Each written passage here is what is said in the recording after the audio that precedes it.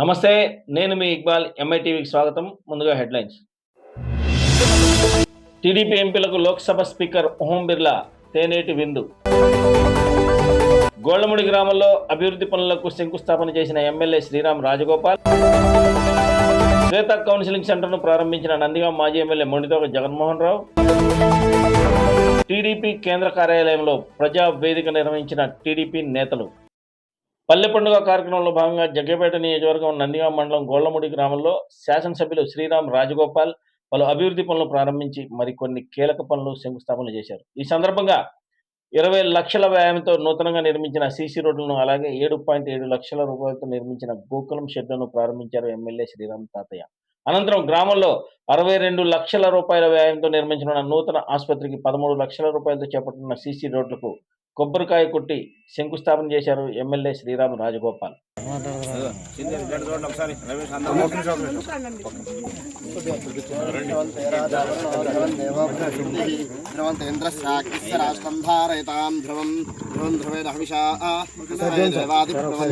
అహింస బ్రహ్మణస్పతి.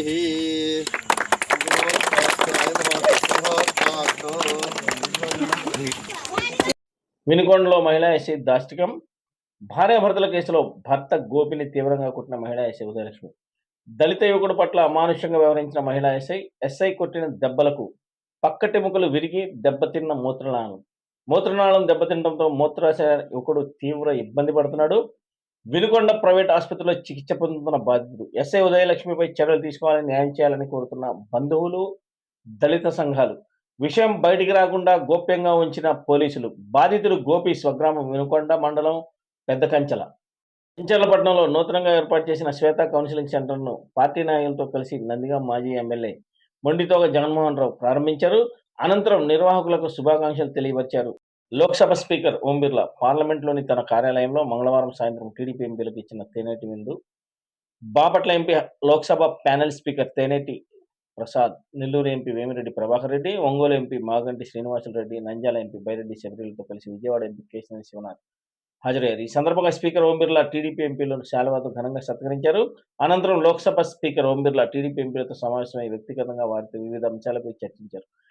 ఈ సభా కార్యకలాపాలకు ఇంకా బాగా జరిగేందుకు ఎంపీల వద్ద ఉన్న ఓం బిర్లా సలహాలు, సూచనలు తీసుకున్నారు. తొలిసారి పార్లమెంటుకు వచ్చిన ఎంపీల అనుభవాలు అడగడంతో పాటు తమ వైపు నుంచి కావాల్సిన మద్దతు గురించి అడిగి తెలుసుకున్నారు. తొలిసారి లోక్సభకు వచ్చిన వారికి ఎక్కువ అవకాశాలు ఇవ్వాలని తామంతా కలిసి చేసిన విజ్ఞప్తికి స్పీకర్ ఓం బిర్లా సానుకూలంగా స్పందించినట్లు ఎంపీ కేశినేని శివనాథ్ విడుదల చేసిన ప్రకటనలో తెలియజేశారు. కేంద్ర కార్యాలయంలో ప్రజావేదిక నిర్వహించిన టీడీపీ నేతలు, ప్రజల సమస్యలు వింటున్న టీడీపీ నేతలు. ప్రజల సమస్యలు, అభ్యర్థనలను తెలుసుకోవడానికి పార్టీ నాయకులు ప్రత్యక్షంగా హాజరయ్యారు. ప్రజల నుండి వినతులు స్వీకరిస్తున్న తెలుగుదేశం పార్టీ నేత, మాజీ మంత్రి Devineni Umamaheswara Rao, AP SAAP chairman Animini Ravi Naidu. రాష్ట్రంలో వివిధ ప్రాంతాల నుండి వచ్చిన పౌరుల తమ సమస్యలను, అభ్యర్థనలను, పలు అభివృద్ధి సూచనలు నాయకులు సమర్పించారు. నాయకులు ప్రతి వినతి శ్రద్ధగా పరిశీలించి సంబంధిత శాఖల అధికారులకు తీసుకెళ్లే విధంగా చర్యలు తీసుకుంటున్నారు. ప్రజల సమస్యల పరిష్కారానికి వేగవంతమైన చర్యలు, ప్రజలతో నేరుగా మమేకమై వారి సమస్యలు తెలుసుకోవడమే టీడీపీ లక్ష్యమని టీడీపీ నేతలు తెలియపరుస్తున్నారు.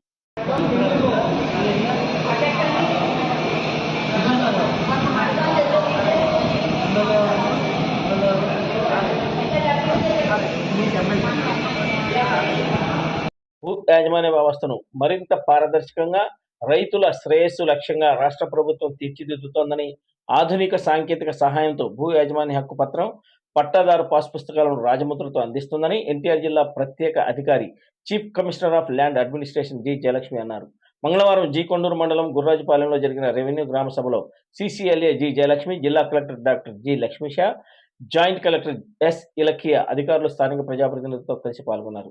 ఏపీ రిసర్వే ప్రాజెక్టు కింద రిసర్వే పూర్తయిన గ్రామాల్లో పట్టాదారు పాస్ పుస్తకాల పంపిణీ కార్యక్రమంలో భాగంగా భూ యజమానులకు పట్టాదారు పాస్ పుస్తకాలు అందజేశారు. ఈ సందర్భంగా సిసిఎల్ఏ జయలక్ష్మి మాట్లాడుతూ భూ రికార్డుల డిజిటలైజేషన్, సాంకేతిక ఆధునీకరణ, డేటా ద్వారా భూ సంబంధిత వివాదాలకు చెక్ పెట్టడంతో పాటు రైతులకు సత్వర సేవలు అందుతున్నాయన్నారు. గౌరవ ముఖ్యమంత్రి ఆదేశాలకు అనుగుణంగా క్యూఆర్ కోడ్తో కూడిన సరికొత్త పట్టాదారు పాస్ పుస్తకాలను అందజేస్తున్నట్లు వెల్లడించారు. రెవెన్యూ శాఖ ద్వారా అత్యంత వేగంగా సేవలు అందేలా ఏర్పాటు చేశామని, తహసీల్దార్లు, ఆర్డీఓలకు కూడా కొన్ని అధికారాలను బదిలీ చేసినట్టు తెలిపారు. ఎవరు ఎక్కడికి వెళ్లనవసరం లేకుండా మొబైల్ ఫోన్లను ఉపయోగించి భూమి వివరాలు తెలుసుకునేందుకు వీలు ఏర్పడుతుందన్నారు. రెవెన్యూ సేవలతో పాటు సమస్యలను వీలైనంత త్వరగా పరిష్కరించేందుకు వీలుగా జిల్లా స్థాయిలో ప్రతి సోమవారం రెవెన్యూ క్లినిక్లు ఏర్పాటు చేసినట్లు సీసీఎల్ఏ జయలక్ష్మి తెలిపారు. మాజీ మంత్రి అనిల్ కుమార్ యాదవ్ ఘాటు వ్యాఖ్యలు చేశారు. వెన్నుపోటు వెనుక నుంచి దాడులు టీడీపీకి అలవాటే అన్నారు. దమ్ముంటే పోలీస్ వ్యవస్థ కేసులు పక్కన పెట్టి రండి, టీడీపీ వైసీపీ ఆ ఒక్క రోజులో తెలిపోతుందని ఘాటు వ్యాఖ్యలు చేశారు. రాష్ట్రంలో రాక్షస పాలన, డైవర్ట్ పాలిటిక్స్ నడుస్తున్నాయన్నారు. టీడీపీకి 2029 ఎక్స్పైరీ డేట్ ఫిక్స్ అన్నారు. గంజాయి పెంచి పోషించి గంజాయి బ్యాచ్లో దాడులు దిగబడుతున్నారన్నారు. సీఎం స్థాయి వ్యక్తి హిందువుల మనోభావాలు దెబ్బతీసే విధంగా మాట్లాడారు. రాష్ట్రంలో గొడవలు, దాడులు తప్ప చెప్పుకోవడానికి చేసిన మంచి అనేది లేదు. పవన్ ప్రశ్నించే పవన్ కళ్యాణ్ దాడులపై ఎందుకు మౌనం వహిస్తున్నారు? గత ప్రభుత్వంలో మీరన్నట్లు రాజారెడ్డి పాలన చేస్తుంటే టీడీపీ వాళ్ళు రోడ్ల మీద తిరిగేవాళ్ళ? టీడీపీలో ఉన్న వాళ్లే బీసీలు, మహిళలు, వేరే పార్టీలో ఉన్న బీసీలను, మహిళలకు విలువ లేదా? ఎంత వేధిస్తే వైసీపీ కార్యకర్తలు అంత ముందుకు వస్తారు. అన్నారో లేదో నాడు రోడ్ల మీద తిరిగి కన్నీళ్లు పెట్టుకున్నారు. మరి ఇప్పుడు మహిళలపై కూడా దాడులు జరుగుతున్నాయి. కుటుంబ సభ్యులు రాజకీయాలకు అతీతం, అది గ్రహించాలి. ప్రభుత్వం సంక్షేమం లేదా అభివృద్ధి మాటే లేదు. జరిగిన అభివృద్ధి ఏదైనా ఉందంటే దాడులు, అరాచకాలు మాత్రమే. ఇది మంచి సంస్కృతి కాదని వైసీపీ మాజీ ఎమ్మెల్యే అనిల్ కుమార్ యాదవ్ అన్నారు. పోలంపల్లి ఆనకట్ట మరమ్మతులకు 21,50,00,000 మంజూరు చేయాలని ఆంధ్రప్రదేశ్ ప్రభుత్వం జలవనరుల శాఖ ప్రత్యేక ప్రధాన కార్యదర్శి సాయి ప్రసాద్ని కోరిన శాసనసభ్యులు శ్రీరామ్ రాజగోపాల్ వచమాయి మండలం పోలంపల్లి గ్రామ పరిధిలోని మునియేరు పాత ఆనకట్టు మరమ్మతులు మరియు పునరుద్ధరణ పనులకు ప్రభుత్వం కీలక నిర్ణయం తీసుకుంది. ఆ ఆనకట్టు మరమ్మతులకు పునరుద్ధరణ పనుల కోసం 21,50,00,000 అంచనా వ్యయంతో నిధులు మంజూరు చేయాల్సిందిగా ప్రభుత్వం ప్రతిపాదనలు సిద్ధం చేసింది. ఈ పనులు పూర్తయితే వచమాయి మండలంతో పాటు పరిసర గ్రామాల్లోని రైతులకు సాగునీటి సమస్యలకు శాశ్వత పరిష్కారం లభించనుంది.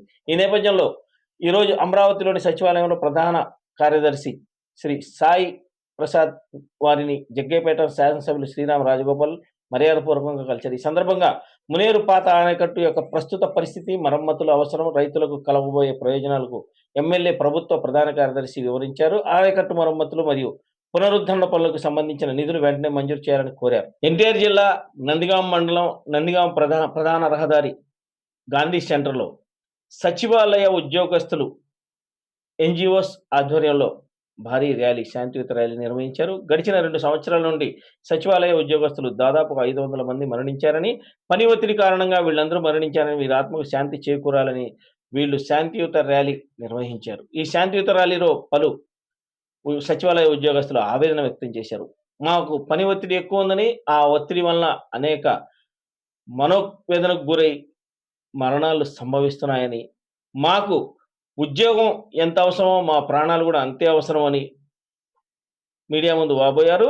వాళ్ళ వేదన వర్ణనాతీతంగా, వాళ్ళు పనికి చాలా ఇబ్బంది పడుతున్నారని, పని ఒత్తిడి ఎక్కువగా ఉందని, యాప్లు ప్రభుత్వం ఇచ్చేటటువంటి యాప్ల వలన అనేక టెన్షన్‌కి గురై, అనేక ఒత్తిళ్లకు గురై కొంతమంది ప్రాణాలు కోల్పోతున్నారని, ప్రాణాలు కోల్పోయిన వారికి శాంతియుత ర్యాలీ నిర్వహించామని, ఈ ర్యాలీ శాంతియుతంగా చేపట్టామని ఎన్‌జిఓస్‌తో పాటు అందరూ కలిసి సచివాలయ ఉద్యోగస్తులు తెలియపరిచారు. అవని పనులు కూడా చేపిస్తూ పర్సంటేజ్ పెరగాలనే ఉద్దేశంతో అనేక రకమైన ఇబ్బందులు గురి చేస్తున్నారు. వయసు ఎక్కువగా ఉన్న ఉద్యోగులు ఎంతో మానసిక వేదన గురై తనువు చాలిస్తున్నారు. ఈ విషయాన్ని మేము అందరికీ తెలియజేయాలనుకుంటున్నాము. మా మొర ఆలకించి మమ్మల్ని కొంచెం 10 నుండి 5 వరకే ఉద్యోగాన్ని ఉపయోగించుకోవాల్సిందిగా కోరుతున్నాము. ఇష్యూస్ మీద ఈ రోజు నందిగామలో క్యాండిల్ ర్యాలీ ప్రదర్శించడానికి ముఖ్యమైన కారణం ఏంటంటే, సచివాలయం ఉద్యోగస్తులకి పని భారం ముఖ్యంగా బాగా పెరిగిపోయింది. అదే విధంగా సచివాలయ ఉద్యోగస్తులతో పాటు హెల్త్ డిపార్ట్మెంట్ లో ఉన్న ఏఎన్ఎంస్ కూడా పని ఒత్తిడికి బాగా గురవుతున్నారు. యాప్లు, అనేక రకాలైన యాప్లని తీసుకొచ్చేసి ఆ యాప్లు టార్గెట్ ఇవ్వడము, ఆ టార్గెట్ కూడా నిమిషానికి, ప్రతి గంటకి మాకు రిపోర్ట్ కావాలని చెప్పేసి అని అంటాము. అదే రకమైన ఒత్తిడికి గురవుతున్నారు. కాబట్టి యాప్లు, ఏఎన్ఎం పై ఉన్న ఒత్తిడిని, ఆ యాప్లను తగ్గించాలి. సచివాలయం ఉద్యోగస్తులపై ఉన్న ఒత్తిడిని తగ్గించాలి. ఉద్యోగస్తులు ఎవరైతే ఒత్తిడికి గురయ్యి ప్రాణాలు కోల్పోతున్నారు, వాళ్ళందరి మీద కూడా ఒకే రకమైన ఒత్తిడి ఉంటుంది. ఆ రకమైన ఒత్తిడిని తగ్గించి, పని భారాన్ని తగ్గించి ఉద్యోగస్తులందరినీ కాపాడాలని రాష్ట్ర ప్రభుత్వాన్ని ముఖ్యంగా మేము రిక్వెస్ట్ చేస్తున్నాము. అధికారుల నుంచి కూడా ప్రతి విధమైన రిపోర్ట్ కూడా నిమిషాల్లో మాకు ఇది కావాలి అని చెప్పేసి అధికారులు ఒత్తిడి తీసుకొస్తున్నారు. ఆ ఒత్తిడి తగ్గించినట్లయితే ఉద్యోగస్తులు అందరూ కూడా శాంతియుతంగా ప్రాణాలతో బ్రతికి వాళ్ళ సరైన సమయంలో వాళ్ళు ఉద్యోగాలు చేయడానికి ఉదయం 9 గంటల దగ్గర నుంచి సాయంత్రం 4 గంటల లోపల చేయాల్సిన ఉద్యోగాన్ని అదే విధంగా రాత్రిపూట కూడా అర్ధరాత్రి అని లేదు, పొద్దున్నే అని లేదు, ప్రతి నిమిషంలో కూడా ఏ నిమిషంలో ఏ ఫోన్ వస్తుందో ఏ మెసేజ్ వస్తుందో చూసుకోవాల్సిన పరిస్థితి. టెన్షన్ గురవుతూ ఉద్యోగాలు చేస్తున్నారు. ఆ ఒత్తిడి అనేది తగ్గించాలి. టైమింగ్ అనేది కరెక్ట్ గా మెయింటైన్ చేయాలి. సచివాలయ ఉద్యోగస్తులు కానివ్వండి, మిగిలిన ఏ ఉద్యోగస్తులైనా కానివ్వండి, వాళ్ళకి కావాల్సింది ఏంటంటే గవర్నమెంట్ టైం చెప్తున్నారు, 9 to 4 పని చేయండి అని చెప్పేసి అంటున్నారు. ఎఫ్ఆర్ఎస్ లో అటెండెన్స్ వేయమంటున్నారు. ఏఎన్ఎంస్ కి అయితే ఇటువైపు పిహెచ్సి లో ఉద్యోగం చేయాలి, అటు సచివాలయానికి వెళ్లి అటెండెన్స్ చేయాలి అని అంటే 2 రకాలుగా వాళ్ళు ఒత్తిడికి గురవుతున్నారు. కాబట్టి ఈ 2 రకాల ఒత్తిళ్ల వలన వాళ్ళు అనేక రకమైన ఇబ్బందులకు గురవుతున్నారు. కాబట్టి ఈ ఒత్తిళ్లన్నీ తగ్గించేసి ఉద్యోగస్తుల మీద ఉన్న పని భారాన్ని తగ్గించేసి ప్రభుత్వం సానుకూలంగా ఇచ్చేసి అధికారుల దగ్గర నుంచి వాళ్ళకి సరైన గైడ్ లైన్స్ ఇచ్చేసి ఉద్యోగస్తుల్ని సామరస్యమైన ధోరణిలో పని చేయించుకోవాలి. మేము ఉద్యోగస్తులందరూ కూడా ప్రభుత్వానికి వ్యతిరేకం కాదు, పని చేయడానికి సిద్ధంగా ఉన్నాము. నా పేరు కె సురేష్ కుమార్ అండి. నేను నందిగామ టౌన్ లోని వార్డు సచివాలయంలో రమణ కాలనీ సచివాలయం నుంచి నేను వర్క్ చేస్తున్నాను. వాటర్ శానిటేషన్ అండ్ ఎన్విరాన్మెంట్ సెక్రటరీగా పనిచేస్తున్నాను. మాకు గవర్నమెంట్ నుంచి వివిధ రకాలైన యాప్లు క్రియేట్ చేశారు. దానిలో 6 నుంచి 10 యాప్ల వరకు కంటిన్యూ అవుతున్నాయి. ఈ యాప్లు సైమల్టేనియస్ గా ఒకదానికొకదానికి సంబంధం లేకుండా వేరు టైంలో వేరు యాప్లు రావడం వల్ల ఏ యాప్ నుంచి చేయాల్సిన పని కొంచెం ఇంపార్టెంట్ అనేది మాకు తెలియకుండా పోతుంది. ఈ యాప్ మేము గవర్నమెంట్ కి విరుద్ధంగా లేము, గవర్నమెంట్ చెప్పిన ప్రతి పని చేస్తాము. కాకపోతే మాకు టైం అంటే సరైన సమయానికి సరైన యాప్ ఒక యాప్ ఇచ్చి కంప్లీట్ అయిన తర్వాత ఇంకో యాప్ లోకి వెళ్తామంటే ఆ సర్వే చేయమంటే ఆ సర్వే చేయడానికి మేము సిద్ధంగా ఉన్నాం. అలా కాకుండా 4-5 సర్వేలు ఒకే రోజు చేయాలంటే ఒక సైమల్టేనియస్ చేయడానికి అవ్వట్లేదు. దీని తగ్గట్టుగా ఏంటంటే మాకు సర్వర్ ఇష్యూస్ ఉన్నాయి. ఒక ఇంటికి వెళ్ళి కూర్చుంటే అది 10 గంట పడుతుందో, గంట పడుతుందో, 2 గంటలు పడుతుందో వెళ్ళిన పరిస్థితి. దీంతో పాటుగా ఓటీపీ బేస్డ్ గానీ ఫేషియల్ బేస్డ్ గానీ సర్వే చేయమంటున్నారు. దానికి ఒకసారి పోతే పీపుల్ అనేది యాక్సెప్ట్ చేస్తున్నారు. అదే విధంగా 4-5 సార్లు 10 సార్లు అదే ఇంటికి వేరు రకాల యాప్లు సర్వేల కోసం వెళ్ళినప్పుడు వాళ్ళు దాన్ని రిజెక్ట్ చేస్తున్నారు. అంటే దీనివల్ల వాళ్ళకి వచ్చే బెనిఫిట్స్ గానీ వాళ్ళకున్న ఏదైనా ప్రాబ్లమ్స్ కానీ ఫేస్ అవుతాయని చెప్పేసి పెన్షన్స్ ఎలాంటి వెళ్ళిపోతాయనే భయంతో వాళ్ళు ఆ సర్వేలకి కోఆపరేట్ చేయట్లేదు. దీని నుండి మేము గవర్నమెంట్ కోరుకునేది ఏంటంటే ఇందులో మా సచివాలయంలో దాదాపు 60% నుంచి 70% వరకు మహిళా ఉద్యోగులు ఉన్నారు. వీళ్ళు ఉదయాన్నే 7 గంటలకి 6 గంటలకు వచ్చి వర్క్ పని చేయమంటున్నారు.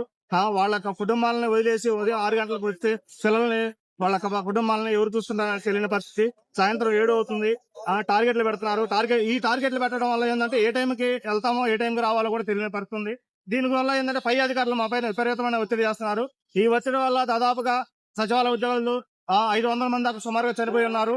ఈ అంటే వీళ్ళందరికీ అశ్రువాలు తెలుపుతూ గవర్నమెంట్ విన్నవించేది ఏంటంటే సర్వేల భారాలు తగ్గించాలని 1-2 సర్వేలతో ముడి పెడతామని చెప్పి పోయినసారి చీఫ్ సెక్రటరీ గారు మా యూనియన్ నాయకులు చెప్పినా కానీ దాన్ని అది అయిపోయిన తెల్లారే దాన్ని ఎమిట్మెంట్ చేసి ప్రతి సర్వే చేయాలని చెప్పేసి ఒక కండిషన్ అయితే పెట్టారు. దీనివల్ల చాలా ఇబ్బంది పడుతున్నాము. చాలా మంది చనిపోయి ఉన్నారు. గవర్నమెంట్ మా అందరూ దయించి మేము పనిచేయడానికి సిద్ధంగా ఉన్నాం.